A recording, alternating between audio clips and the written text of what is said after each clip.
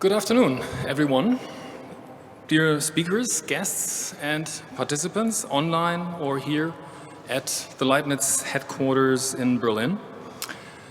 On behalf of the Leibniz Research Network Knowledge for Sustainable Development, it is my pleasure to welcome you to our conference on missions for sustainability, new approaches for science and society.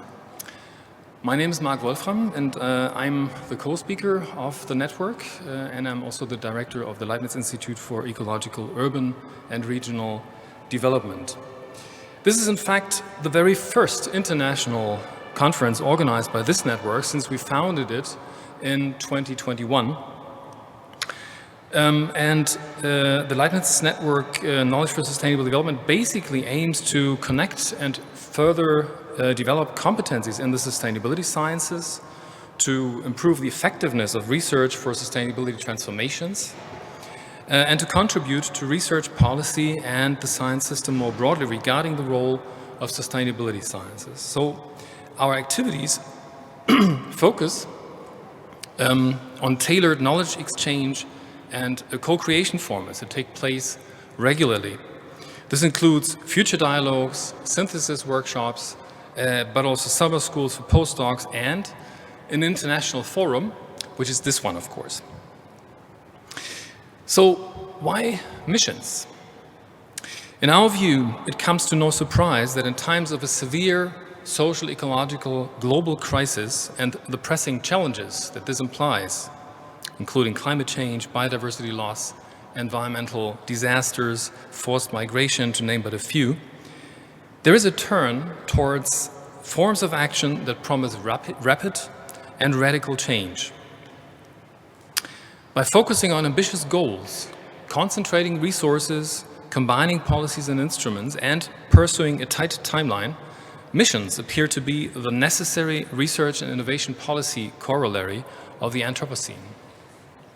They seem to be like the last resort, even the most encompassing and complex science policy lever ever conceived up to now, so as to still get our act together before reaching fatal thresholds and tipping points of the Earth system.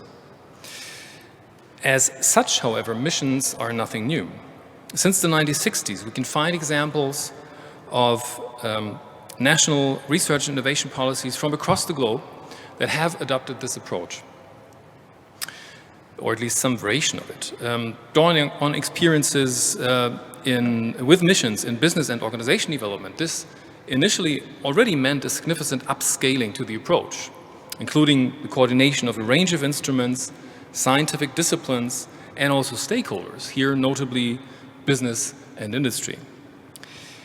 What is entirely new then is the orientation of missions at the global challenge of sustainability transformation, because this is not just a change of objectives, replacing moonshots with climate resilience, if you like. Sustainability transformations raise a number of fundamental questions that require to rethink how mission-oriented research and innovation works and how its policies are designed and embedded in societies. And these are, of course, questions that are essential to current debates in the sustainability sciences anyways. I think in the first place, this concerns questions of normativity. What should missions actually aim to achieve? By what ethical standards and on what knowledge basis do we assess and prioritize?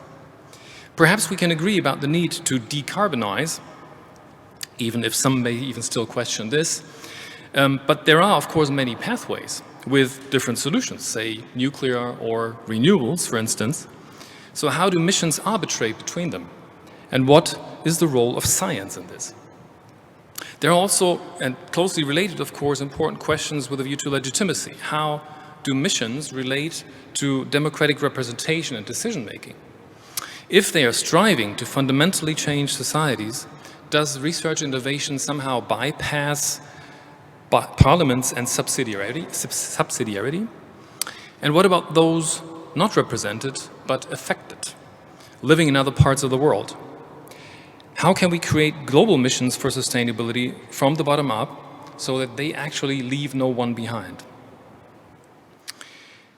And also in terms of path dependency, there are important questions. Missions are shaped by the existing research and innovation systems, and these were created to foster national growth and competitiveness in the first place. So if missions build on institutionalized relations between science, policy, and society more broadly, or between people and territories, how can they actually transform these? Do missions for sustainability not require entirely new innovation ecosystems to enable a second deep transition and a post-growth future? And last not least, also important questions in terms of the transformativity of missions. Transformation research points towards a range of conditions and dynamics that influence whether and how complex systems transform. But to what extent do missions actually identify and address these conditions? Do they really focus their efforts on systemic leverage points and regime change? In the light of these and other questions, and considering the current development of mission-oriented research and innovation policies in Europe, as well as at national levels, this conference is meant to support reflexivity and exchange about designing missions. So to this end, we have invited a wide-ranging community across disciplines and across sectors.